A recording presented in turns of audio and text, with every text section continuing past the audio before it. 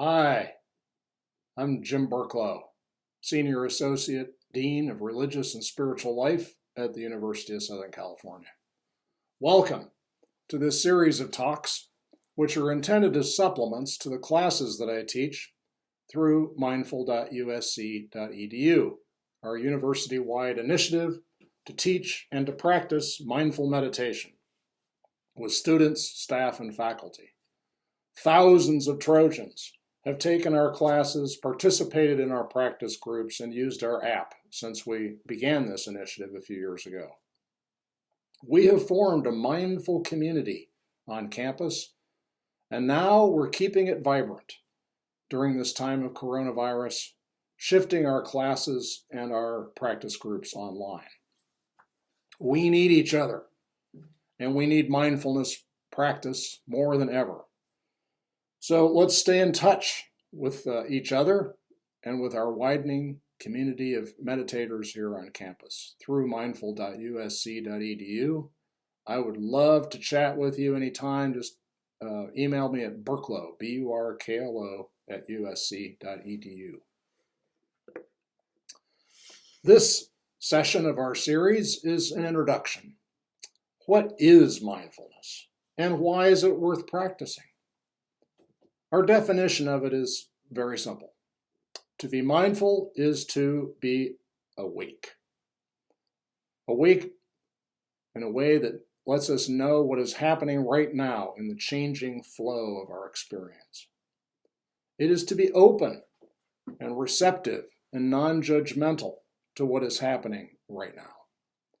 And it is to be kind, to respond with self-compassion to whatever arises in our experience. Let's explore this definition a little more deeply.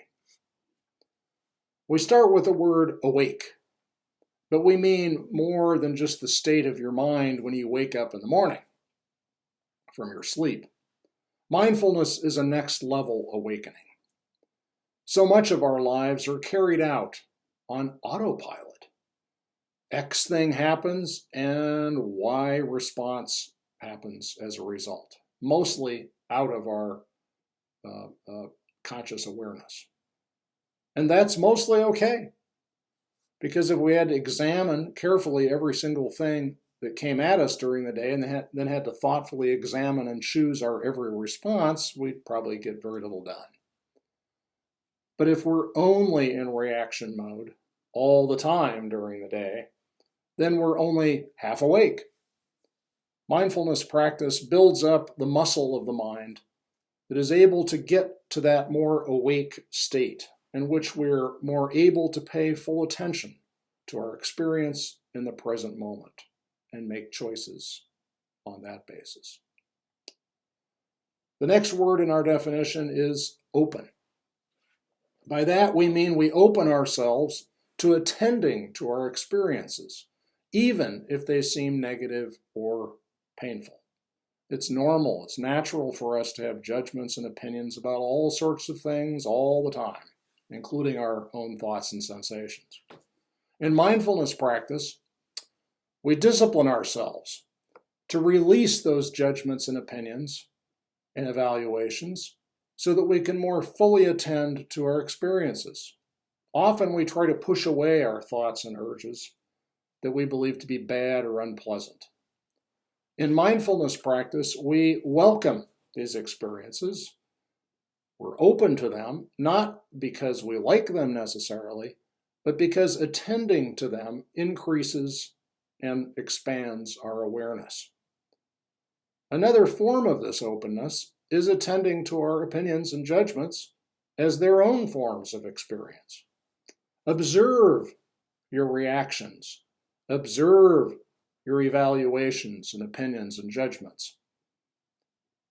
Notice the way that these manifest in our emotions, and notice where those emotions manifest in our bodies, and particularly in our breath.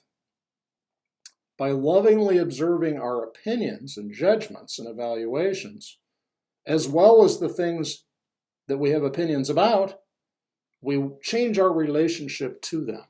We step back and put them into a wider perspective. The last part of the definition is the word kind. In mindfulness practice, we train ourselves to direct love toward all of our experiences, whether they're easy or hard, beautiful or otherwise.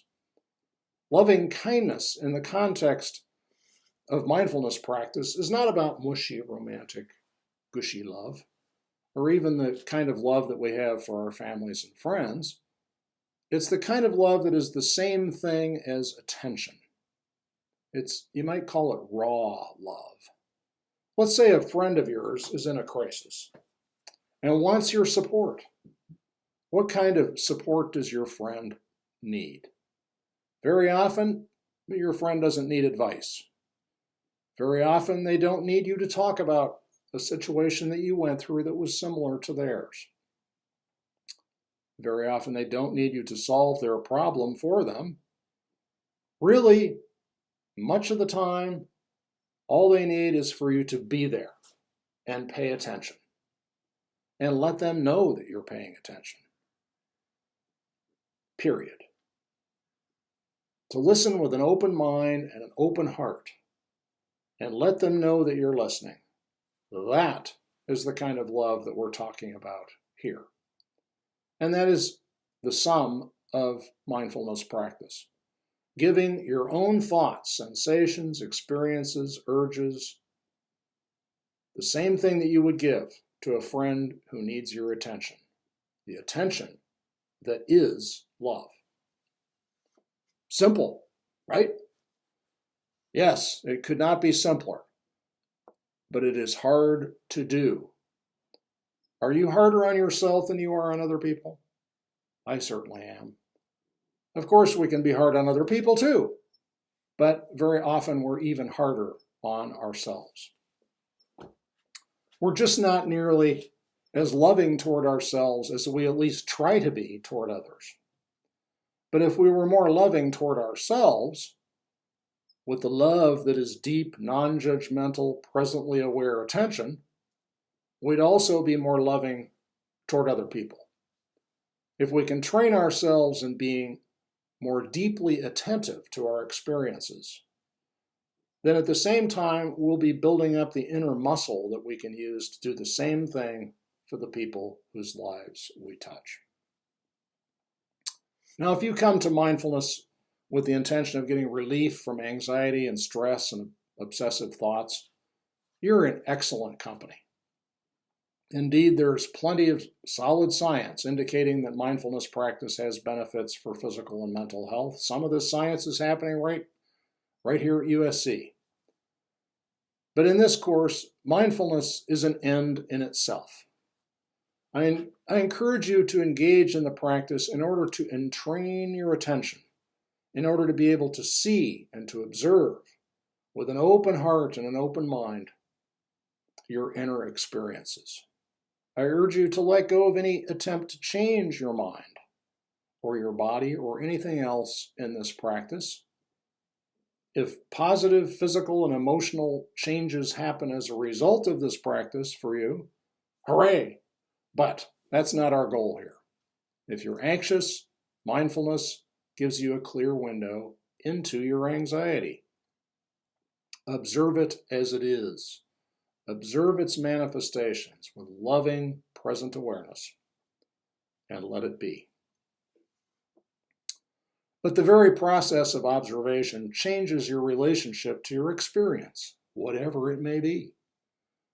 I stumbled into a solution to the problem of childhood tantrums when my daughter was about 3 years old. It worked for a while, at least.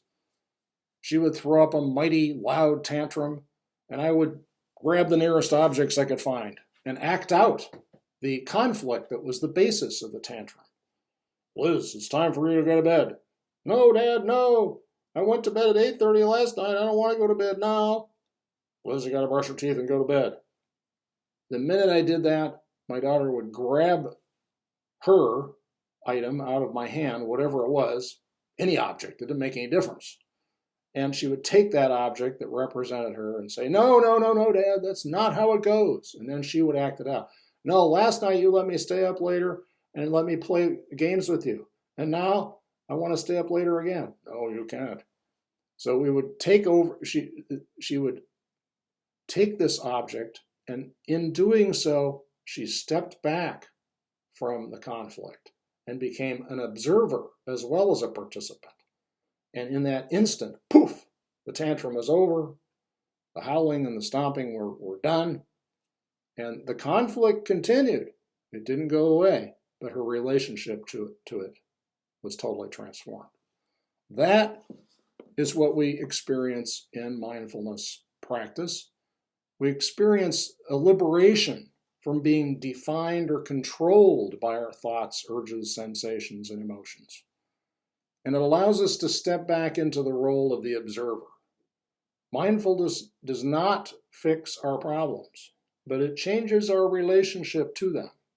And that alone can make a big difference in our levels of stress and anxiety about them. So the goal state of mindfulness is to enter into this accepting, loving, observer position in relationship to our thoughts, emotions, sensations, and urges. Being mindful couldn't be simpler, but it's real work and real effort to get there and to stay there. That's why we call it a practice worth the time and the effort to develop and refine. Welcome to it.